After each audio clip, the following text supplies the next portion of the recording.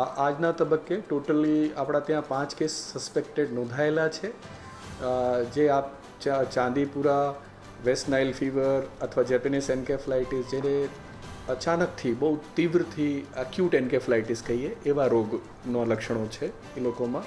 તો એની તપાસ કરવામાં આવે છે અને આપણા ત્યાં ઇન્ટેન્સિવ કેર યુનિટ એટલે જે સઘન સારવાર PICUમાં રાખવામાં આવ્યા છે.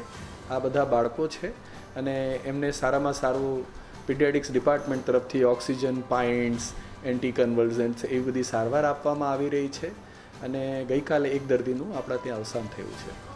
આ દર્દી કયા જિલ્લામાં છે, કેટલા સમયથી એમને શું તકલીફ હતી અને એનો ચાંદીપુરાનો જે રિપોર્ટ છે કરાવવા આપી શકે કેમ?